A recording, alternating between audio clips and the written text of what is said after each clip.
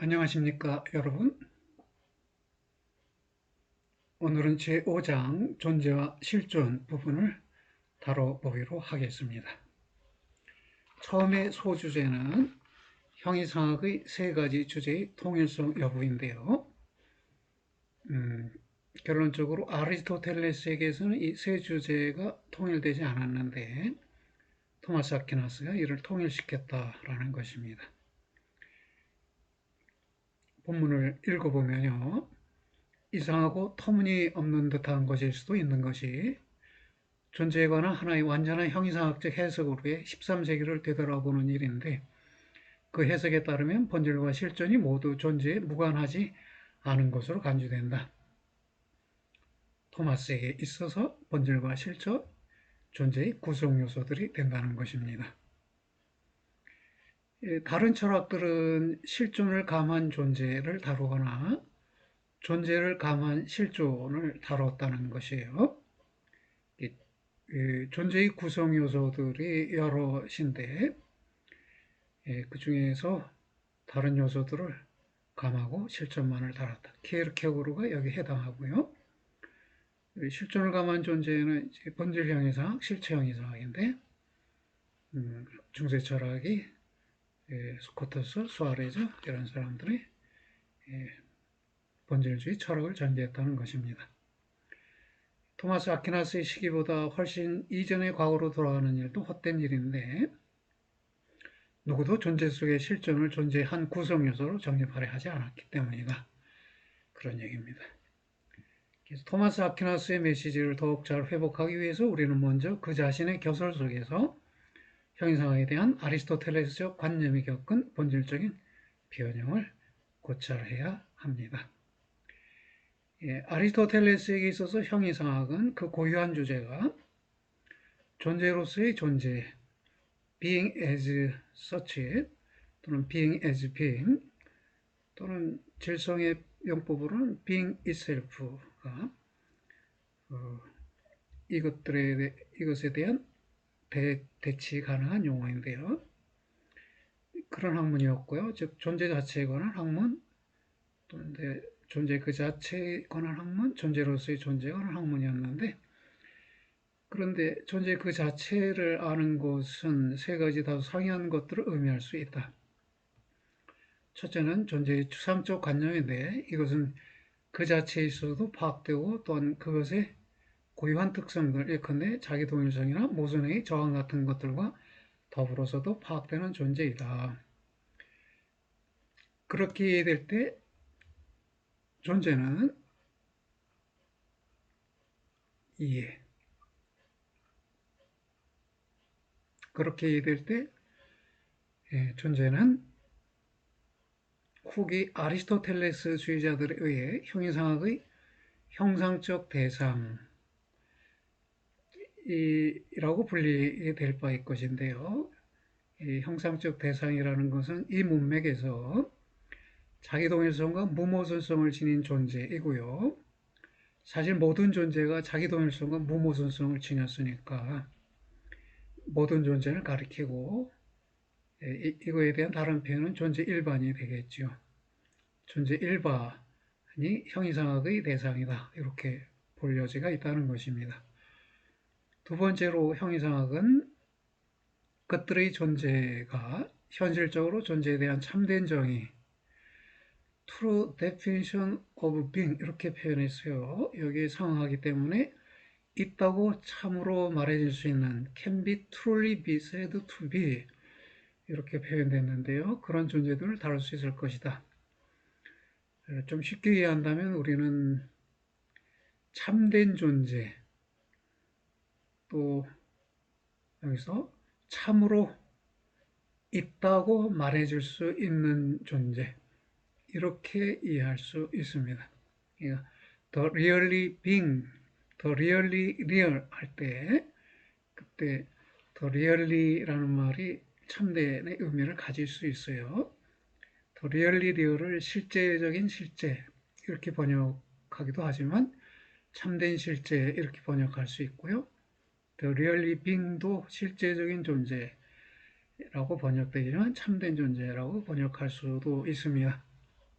형이상학자들은 존재를 논하면서 존재 중에서 참된 존재가 무엇이냐, 참된 존재라고 말해줄 수 있는 것이 무엇인가, 이렇게 논의하기도 하는데요. 지금 두 번째 경우에 그것이 형이상학의 대상이 된다는 것입니다. 그러한 것은 예컨대 제1의 현실이고, 서양 철학에서 말하는 신이라는 것이 첫 번째 현실이 되겠죠. 신은 불변적이니까 참으로 있는 존재다, 이렇게 말해줄 수 있겠네요. 또 신들이라고 부르는 다른 순수한 현실들, 제1의 현실이 유출한 또 다른 현실들이 있을 때 그것들을 신들이라고 부를 수 있고, 더러는 뭐 천사들이라고 부를 수도 있겠네요. 이런 두 번째 의미에서 존재의 학문은 신적인 학문, divinity라고 했고요. 그 신학, theology라고 했습니다. 세 번째 의미에서는 형이상학이 하나의 학문에 한해서 그것은 자신의 주제를, 이것의 원인을 통해 알아야만 하고, 또 당면한 주제인 이른바 존재가 모든 주제들 중 최초의 것이기 때문에 형이상학은 있는 모든 각각의 것을 그것의 제1원인들을 통해 알아야만 한다. 그렇다면 형이상학의 세 주제는 첫째, 이른바 형이상학의 형상적 대상, 둘째, 참된 존재들, 신 내지 신들, 셋째, 제1원인들을 통해 알려진 존재 또는 존재를 가능하게 한 제1원인들, 이렇게 세 부류로 주제가 나눠지겠네요. 여기서의 문제는 형이상학의 주제에 대한 다양한 규정들이 통일성애로 환원될 수 있는지 여부를 아는 것입니다. 그래서 넘어가 보면요, 문제를 단순화하기 위해서 하나의 가능적 형이상학의 형상적 대상으로서의 존재 일반에 관한 고찰은 보류해 두도록 하자. 여기서 존재 일반이라는 말로 형상적 대상을 설명했습니다. 하나를 제거하면 우리는 존재에 대한 두 가지의 가능한 관점들에 직면해 있게 되고요. 그중 하나는 최고의 존재들, Supreme Beings에 대한 관점이고, 다른 하나의 것은 존재의 제1원인들에 대한 관점이 되겠네요. 최고의 존재들과 제1원인들, 이 두 개의 관점으로 우리가 형이상학에 접근할 수 있는데요. 분명히 만약 최고의 존재들이 있는 모든 것들의 제1원인들이라면 분명히 아무런 문제도 성립되지 않는다. 즉 주제가 통일된다는 거예요. 두 개의 주제가 하나로 통일된다. 그러한 경우에는 절대적으로 제1인 존재에 관한 지식이 절대적으로 제1인 원인에 대한 지식과 동일하다. 제1원인들 복수인데요. 이것들을 단수인 제1원인으로 환원시킬 수 있겠네요. 최고의 존재들과 존재의 제1원인들은 같은 것이 되고, 제1원인들이라는 복수는 단수로서의 제1원인으로 환원되고, 그게 토마스 아퀴나스가 한 일인데요.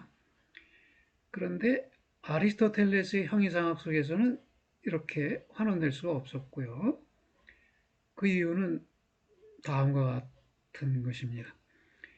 아리스토텔레스 자신이 형이상학을 하나의 신적인 학문, Divine Science라고 불렀다는 것은 참인데, 왜냐하면 만약 신적인 것들, Things Divine, 이것을 다루는 하나의 학문이 있다면 그것은 형이상학이기 때문이다. 아리스토텔레스가 최고의 지극한 행복, 에티튜트, 이것은 인간에게 있어서 신적인 것들의 명상, 컨템플레이션에 놓여 있다고 말했다는 것도 역시 참이지만, 그러나 그는 이러한 두 명제들로부터 누구나 이것들로부터의 필연적 귀결로 간주하게 될 것을, 곧 형이상학은 존재로서의 존재의 학문으로서 존재의 제1원인에 관한 지식으로 향하도록 전적으로 지시된 것을 추론하는 것 같지는 않다. 그러니까 아리스토텔레스가 신적인 학문이라는 말도 했고요. 그리고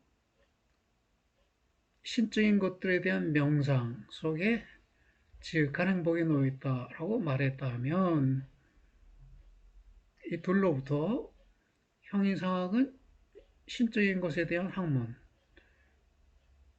즉 존재로서의 존재에 관한 학문은 신적인 것, 곧 하나 신에 관한 학문이다라고 추론할 수도 있다는 것이죠.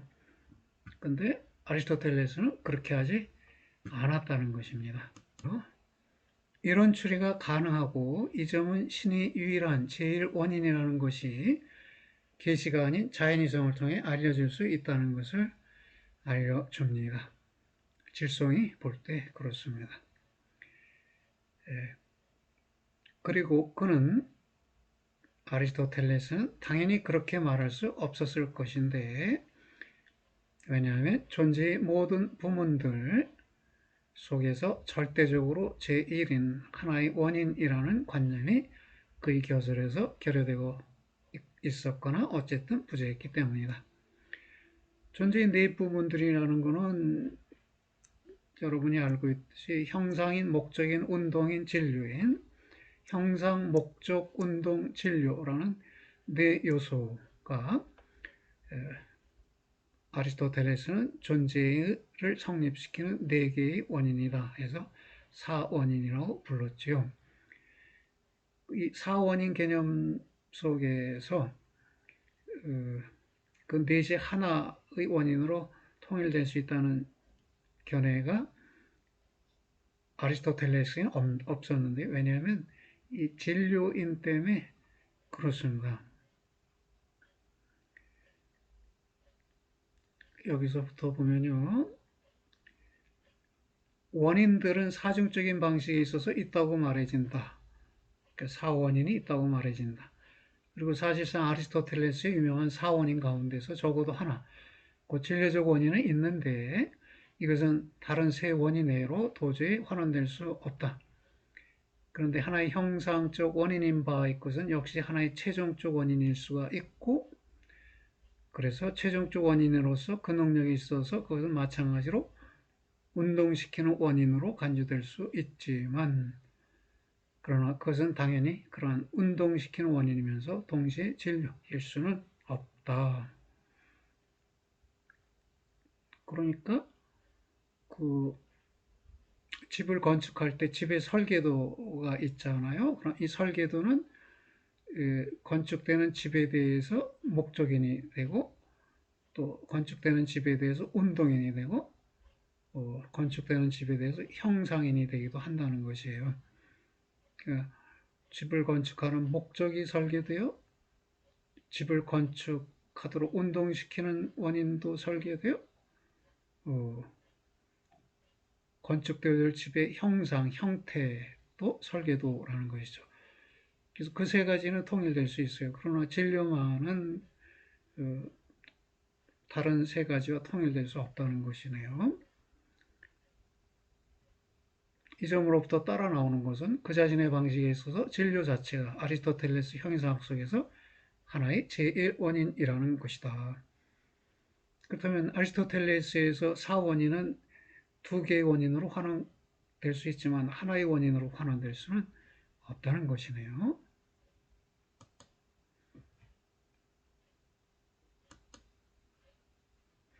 아리스토텔레스의 존재 영역 속에는 아리스토텔레스의 신이 책임지지 않는 어떤 것이 남아있고 그것은 진료이고 그래서 이런 이유로 인해 아리스토텔레스 형이상은 무제한의 통일성으로 환원될 수 없다. 그렇습니다. 그 다음에 소주제가 토마스의 제1원인 즉 진료의 원인 진료도 스스로 원인이지만 이 진료 자체를 산출하는 즉 진료의 원인도 있고 그것이 신이라는 것이죠. 토마스에게서는 바로 이 마지막 문장과 같은 이런 응답은 토마스 아퀴나스의 교설 속에서 매우 분명한데 거기서 신은 심지어 진료조차도 포함한 모든 것들의 원인이다. 그렇군요.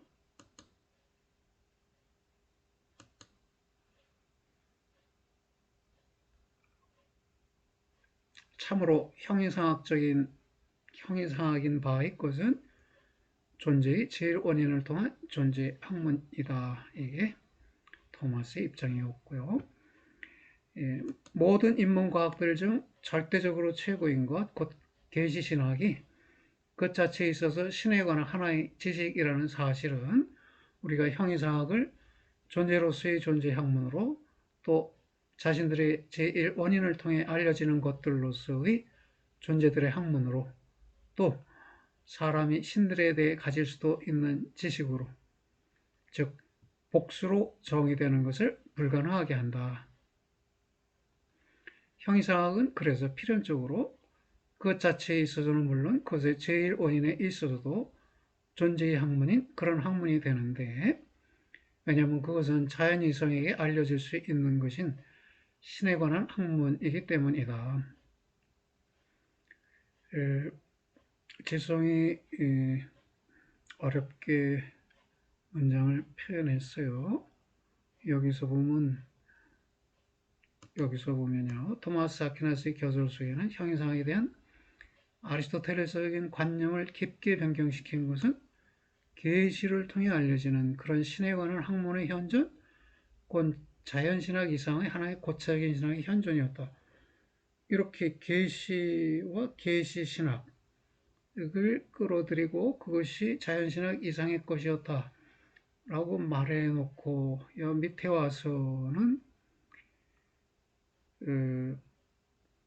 자연 이성에게 알려질 수 있는 것인 신에 관한 학문이기 때문이다.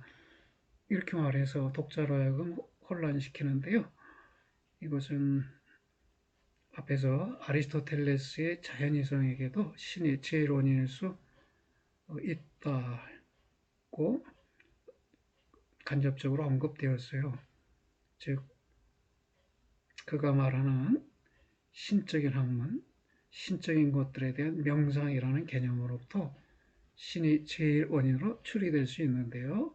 이럴 경우에 추리된 신은 자연이성에 의해 추리된 신이고요. 계시신학을 통해 알려진 신은 아닌 것이죠. 그러면 지금 질성은 자연이성을 통해서도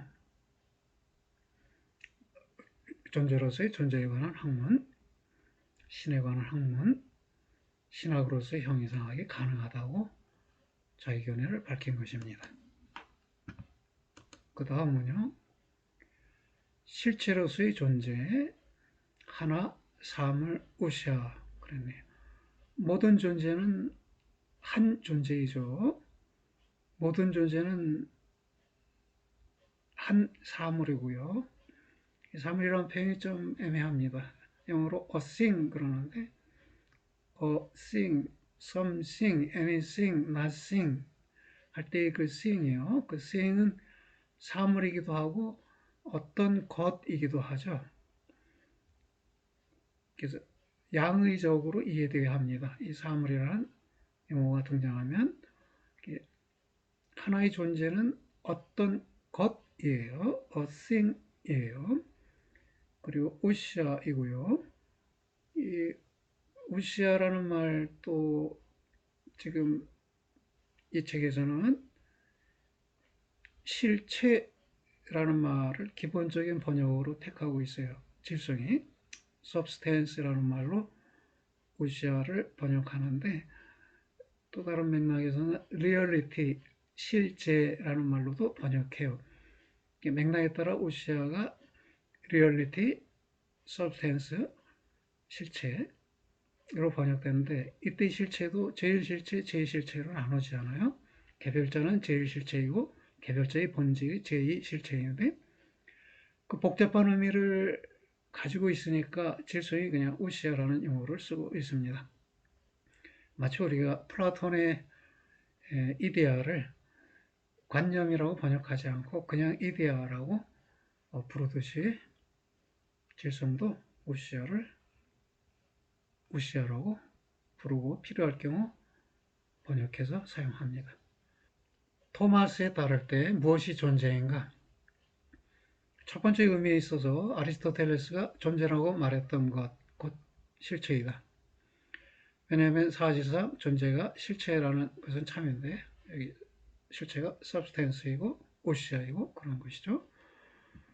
비록 존재가 단순한 실체성 이상의 더 많은 어떤 것을 수반한다는 점이 역시 참일 수도 있다고 해도 그런 것이다. 실체성 이상의 더 많은 어떤 것, 우선 실존을 떠올릴 수 있죠. 실체 이상의 것은 실존인데요. 실체는 진리와 형상의 복합이에요. 진리와 형상의 복합으로서의 실체 이상의 것은 실존이 되겠는데요.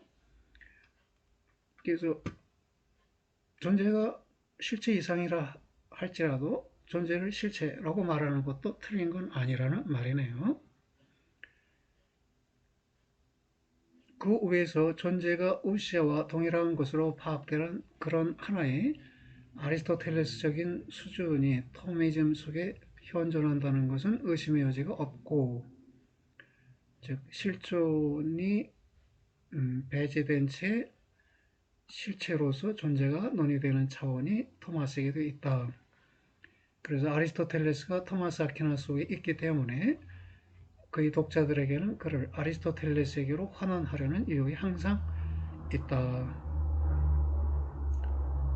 한 차원으로 있다는 것입니다. 아리스토텔레스 수준이 토미즘 속에도 있다. 그러나 토미즘은 그 이상이다. 라는 것이네요. 토마스 아퀴나스가 존재라고 부르는 것을 보통 실체라고 불리는 것과 동일화하려는 사람들에게 있어서는 존재와 우시아가 똑같은 것이기 때문에 본질과 실존 사이에 어떠한 구분도 있을 수 없다. 존재와 실체를 동일화할 때 그런 사람에게 존재와 우시아는 똑같은 것이다. 여기서 우시아는 실체를 염두에 둔 말이겠죠. 왜 똑같이 되냐면 실존을 암묵적으로 전제하는 제1실체 내지 제2실체. 그러니까 실존이 언급되지는 않지만 암묵적으로 전제되고 있어요. 그렇다면 존재와 실존을 전제하는 우시아는 똑같은 것이다 라고 말해질 수 있고요. 그럴 경우에 본질과 실존 사이에 어떤 구분도 있을 수 없다. 본질이 이미 실존을 지닌 본질이니까요. 실존적 본질 또는 실존하는 본질과 실존이 구분될 수 없다는 것이네요. 토마스 아퀴나스 자신이 하나의 실체를 보듯이 존재를 보고 있을 때마다 그는 이로써 아리스토텔레스의 입장을 다시 점유합니다. 반복합니다. 아리스토텔레스의 형이상에 관한 토마스의 주석 속에서 읽어질 수 있는 하나의 유명한 원문의 경우가 특히 그런데요. 즉 토마스가 아리스토텔레스의 입장을 반복하는 경우인데요. 예컨대 형이상 제4부 제2장 속의 한 구절인데요. 여기 앞서서 간략한 제1장 속에서 아리스토텔레스는 단지 존재로서의 존재 및 그것이 존재인 한에서 존재에 속하는 것을 다루는 학문이 있다는 것만을 말한다. 제2장에서 그는 아리스토텔레스는 존재라는 낱말의 의미를 탐구하려고 한다. 그에 따르면 존재는 여러 가지 상이한 방식들 속에서 말해지지만 그러나 항상 똑같은 기본적인 실제와의 관계 속에서 말해지는데 기본적인 실제 우시아와의 관계 속에서 말해지는데 그 실제가 우시아이다. 어떤 것들이 존재들이라고 불리는 이유는 그것들 자체가 실체들 또는 실제들, 우시아들이기 때문이다. 이 질성 자신의 표현이에요. 제가 덧붙이는 글을 할 때는 꺾기 가로를 사용합니다. 여기 이 꺾기 가로, 스퀘어 브래킷이라고 불리는 이 중가로는 제가 삽입하는 글을 집어넣었을 때 사용하고요. 그냥 이 소가로라고 불리는 이 괄호는 그 텍스트 원문 속에 있는 괄호를 그대로 쓰고 있는 것입니다. 실체들, 실제들, 우시아들, 이것이 기본적인 실제, 기본적인 존재이라는 것입니다. 그래서 그 실제가 우시아, 우시아의 원리들, 우시아의 원인들과 더불어 존재의 학문의 고유한 대상이다. 더욱이 학문은 존재를 다루기 때문에 그것은 존재의 다른 측면들을 특히 하나임을 다뤄야 하는데, 왜냐하면 있다는 것과 하나이다라는 것은 하나이자 똑같은 것이기 때문이다. 타우타카이미아 피시스 이렇게 되어 있네요. 이 점은 우시아, 실제 혹은 실체, 존재, 하나가 동체 용어들이라는 결론으로 우리를 인도한다. 그런 까닭에 우리가 이미 언급한 바 있고 자주 인용되는 다음의 정식들, 한 사람, 사람임, 사람은 같은 것이다. A man, being man, man. 이 세 가지 표현들이, 세 가지 용어들이 질서는 세 가지 정식들이라고 말했는데요. 이것들이 동치의 용어들이라는 것입니다. 왜냐하면 사실상 그러한 다양한 정식들에 의해 지시되는 실제는, 가리켜지는 실제는 같은 것이기 때문이다. 각각의 사물의 실제가 하나이고 또 우연에 의해 그런 것이 아닌 것과 마찬가지로 그렇게 하나도 역시 어떤 존재이다. 하나도 어떤 존재이다. 형이상학적 차원에서 지금 이야기하고 있는 것입니다. 존재는 하나의 존재이고요. 그래서 존재는 하나 또는 하나임을 갖고 있어요. 그렇다면 하나임 자체도 일종의 존재로 볼 수 있다는 것이네요. 이 아리스토텔레스의 형이상학의 원문을 다룰 때 토마스는 실존을 끌어들이지 않고 그냥 아리스토텔레스의 수준에서 이 원문을 설명하고 주석을 달고 있다는 것입니다.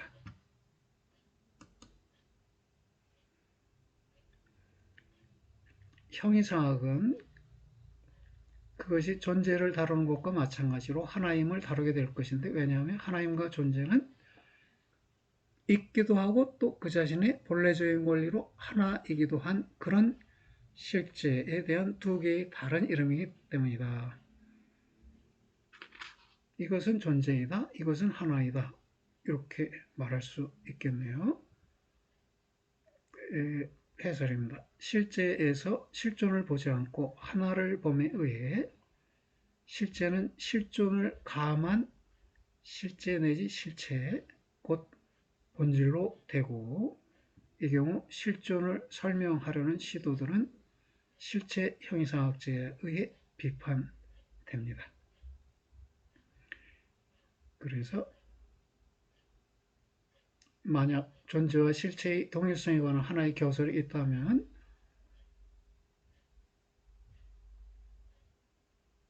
이러한 것이 그런 하나의 교설이고, 그래서 아베로에스가 아비첸나를 실존이 실제의 본질에 대해 정확히 하나의 우연자는 아닐지라도 적어도 하나의 우연 발생이라고 가르친 것에 대해 비판했을 때 그는 자신이 아리스토텔레스의 권위 있는 사상을 옹호하고 있다는 생각 속에 잘 기초를 두고 있었습니다.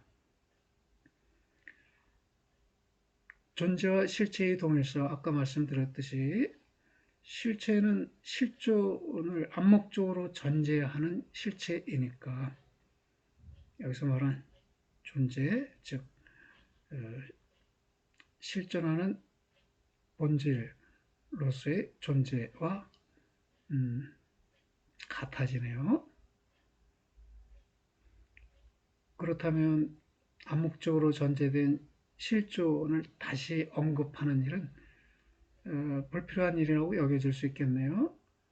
그래서 아비첸나는 실존이 on accident는 아니어도 a happening, 하나의 우연 발생.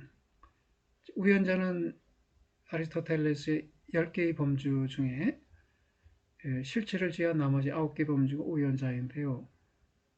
그 속에 속하지 않으니까요, 실존이. 그래서 우연자는 아니다. 그러나 우연 발생이라고 볼 수는 있다. 이렇게 말했는데 이것을 아베로스가 비판하면서 아베로스는 자기가 아리스토텔레스의 입장을 대변하고 있다고 생각할 수 있었으리라는 것입니다. 그러면 그런 한 원문의 측면에서 위에서 언급한 아리스토텔레스 원문의 측면에서 토마스 아퀴나스는 무엇을 하게 될 것인가? 어떠한 상황들 속에서도 그는 주석가로서 단지 그 원문이 의미하는 것만을 말하게 될 것이다. 주석가로서 말할 때는 원문의 의미만을 말한다는 것입니다.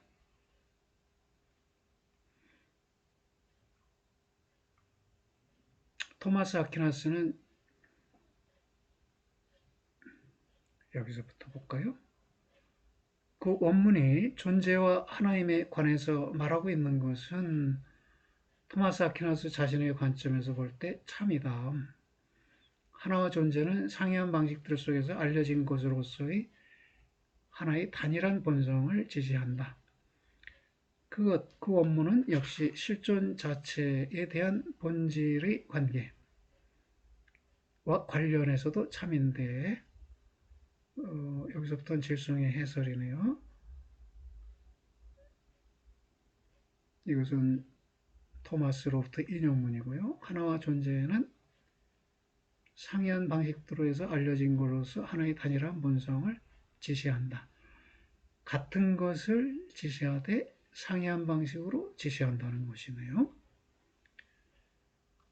질성이 보기에 그 원문은 역시 실존 자체에 대한 본질의 관계, 즉 실존 자체에 대해 본질도 하나이다. 즉 실존과 본질이 하나이다. 이 관계도 참인데, 왜냐하면 사실상 한 사람을 낳는 것은 하나의 실존하는 사람을 낳는 것이며, 한 사람에게 있어서 죽는다는 것은 그의 현실적 실존을 상실한다는 것이기 때문이다. 그런데 함께 생기는 것들이나 함께 파괴되는 것들은 하나이다. 그래서 본질은 그것 자신의 실존과 하나이다.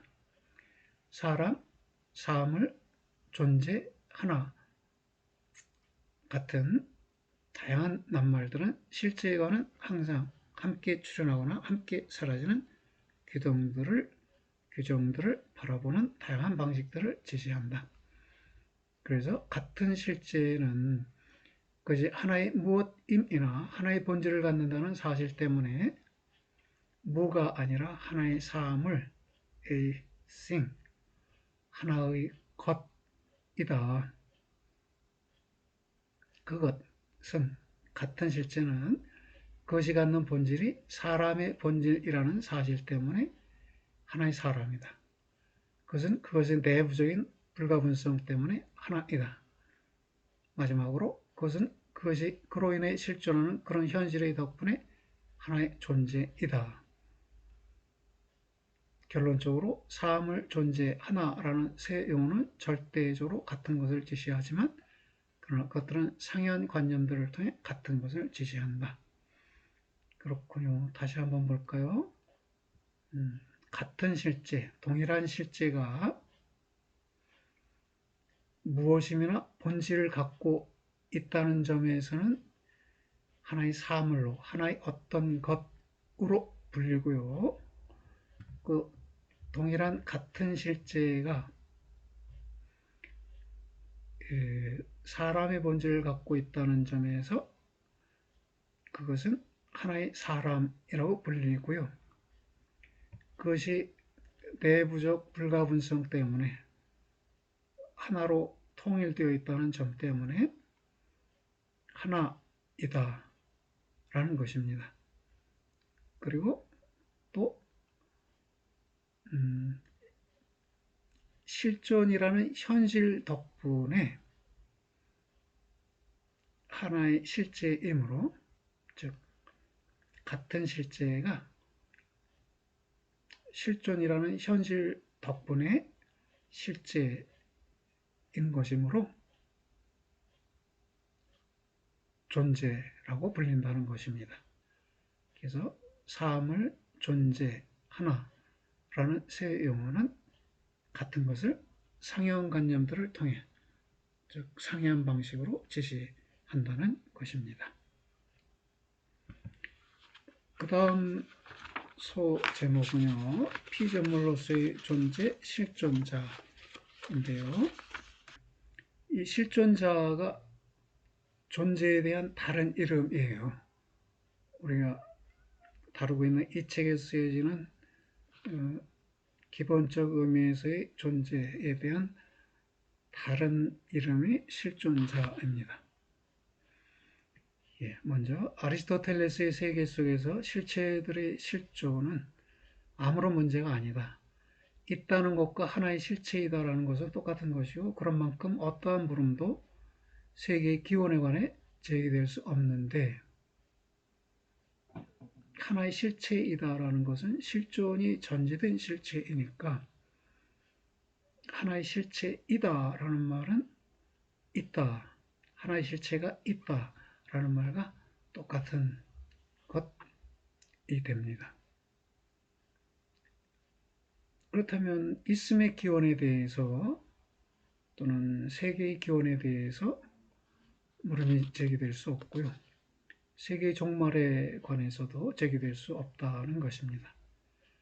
간단히 말해 아리스토텔레스의 실체들은 자신들의 본래적인 권리로 실존합니다. 토마스 아퀴나스의 기독교 세계 속에서는 그렇지 않은데, 거기에는 실체들이 자신의 본래적인 권리로 실존하는 것이 아닙니다. 창조된 것들이죠. 피조물들이죠. 그러니까 자신의 본래적 권리로 실존하지 않는 것입니다. 아리스토텔레스의 세계 속에서는 실제의 절정이 실체이자 실체 자체 속의 본질, 그렇다면 먼저 언급된 실체는 제1실체 개별자이고요. 여기서 언급된 본질이 제2실체가 되겠네요. 이 말은 실체가 있는 것이고 본질은 있는 것의 본질이기 때문에 이미 있는 것이에요. 그 때문에 아리스토텔레스의 존재는 이것이 실체이든 본질이든 이미 있는 것이거나 이미 있는 것의 본질이기 때문에 그 자신의 필연성과 하나이다. 필연적으로 있게 되죠. 있는 것은 필연적으로 있어요. 왜? 이미 있으니까요. 이미 있는 것은 필연적으로 있는데, 이것을 존재는 그 자신의 필연성과 하나이다 라고 표현했네요. 그 세계의 철학자가 파악했던 바와 같이 그 존재는 도무지 실존하지 않을 수 없다. 이와 반대로 토마스적 실체들의 창조된 세계는 철저히 그것의 실존에 있어서 우연적인데, 왜냐하면 그것은 실존하지 않을 수도 있었기 때문이다. 그래서 그것은 철저히 우연적일 뿐만 아니라 전체적으로도 우연적이다. 심지어 그것이 그것의 제1원인의 덕분에 현실적으로 실존하고 있는 동안에도 그것이 어떤 시점에서라도 실존하기를 중단할 수도 있다고 말하는 것이 참으로 남는다. 신이 실존을 선물로 피조물들에게 주었어요. 그 선물을 취소할 수 있다는 것이죠. 그러면 이 세계도 실존이 취소되면 이 세계도 중단되고, 즉 무로 사라지고 피조물도 무로 사라질 수 있다는 것이네요. 바로 다음의 소주제로 넘어갔어요. 세계의 실존적 우연성과 실체적 영원성. 비유를 통해 이 두 가지 성격을 알아볼 것인데요. 보면요. 아리스토텔레스의 잔학 속에서는 예컨대 공기나 물과 같은 투명한 매체들이 빛을 수용하는 주체들이다. 그런데 빛이 그러한 주체들에 완전히 침투하는 동안에 빛은 결코 이것들과 혼합하지 않는다. 빛은 그것들 속에 있지만 그것들에 속하지는 않고, 그리고 이 점이 매우 참이어서 빛이 비추기를 중단하자마자 빛이 비추기를 중단하자마자 투명한 주체들은 단번에 우리가 어둠이라고 부르는 빛의 무 속으로 다시 물러난다. 공기 속에 빛이 있고요. 그래서 공기가 밝은데 빛이 사라지면 공기가 어둠에 빠지죠. 마치 이 빛이 실존과 같아서, 신이 부여하는 실존과 같아서 이 실존의 부여를 중단하면 세계가 무 속으로 빠져든다는 것입니다. 그런 비유를 통해서 실존의 의미를 설명하고 있습니다. 공기는 밝아질 수 있을 것이지만, 그러나 공기는 결코 빛의 원천인 태양이 비추듯이 비추지는 않고, 그래서 이 점은 왜 태양이 숨어 버리자마자 모든 것이 어두워지는지 이유이다. 태양이 빛의 생성됨에 있어서가 아니라 빛의 존재에 있어서 원인인 것과 마찬가지로, 신도 사물들을 있을 수 있게 하지 않고 그것들을 있게 한다. 사물들을 있게 하면 그 다음부터는 사물이 스스로 있을 수 있죠. 스스로 있을 수 있기 위해서는 먼저 있어야 하는데, 이 있음의 원인이 신이라는 것이에요. 빛이 존재하고 그 이후에 그 자신에 의해 빛이 생성된다 했을 때, 그 생성됨에 대해 태양이 원인인 게 아니라 처음에 있음, 최초의 있음에 대해 원인이라는 것이죠.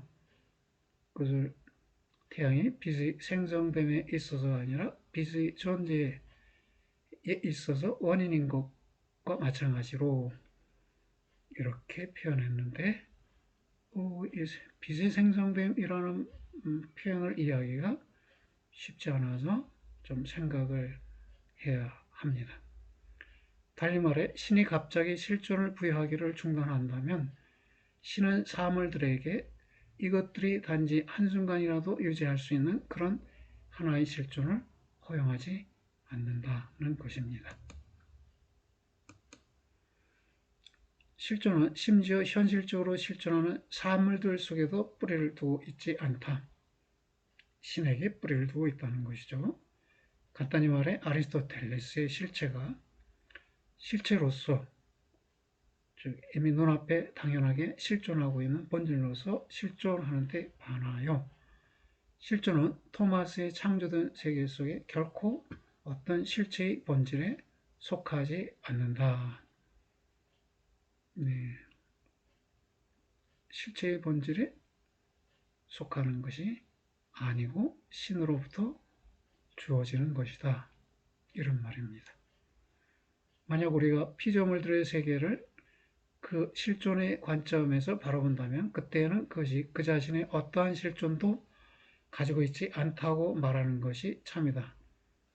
실존은 세계 속에 있는데 이것은 빛이 정오의 공기 속에 있는 것과 마찬가지이지만 그러나 세계의 실존은 결코 세계가 가진 실존이 아니다. 세계 스스로가 가진 실존이 아니네요. 실존이 세계 속에 있지만, 그래서 최소한 세계 자체가 관련되어 있는 한 세계는 당장에 혹은 차라리 예고 없이 실존을 잃을 수도 있다. 다른 한편으로 만약 우리가 이러한 실존하는 세계를 그것의 실체의 관점에서 바라본다면 세계 속에는 그러한 견해에 부합하는 측면들도 있고 또 그렇지 않은 측면들도 있다. 예고 없이 실존을 이룰 수도 있는 측면도 있고 그렇지 않은 측면도 있다는 것이네요. 시인들은 인간 실존의 위태로움에 대한 자연의 불미스러운 무관심을 충분히 알고 있다. 이는 자연 자체가 없어지지 않는 반면에 사람들은 없어지기 때문에 사실상 너무나도 쉽게 설명될 수 있는 무관심이다. 그래서 학문은 여기서 시와 의견이 일치하는데 이는 학문 자체가 적어도 실존에 관한 한 아리스토텔레스의 형이상학과 의견이 일치하는 것과 마찬가지이다.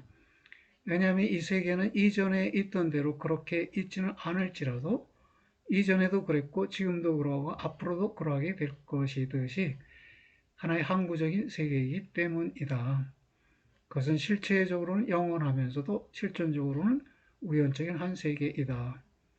실체의 측면, 즉 진료와 형상 이 두 측면에 보면은 진료도 영원하고 형상도 영원하다는 것이에요.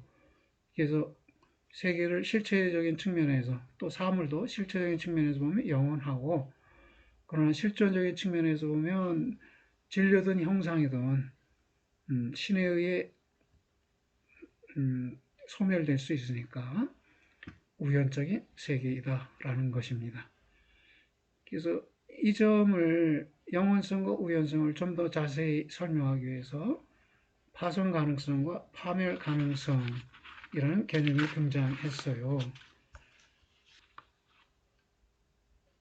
네, 이 부분은 다음 시간에 논의하도록 하겠습니다. 여러분들 수고하셨습니다.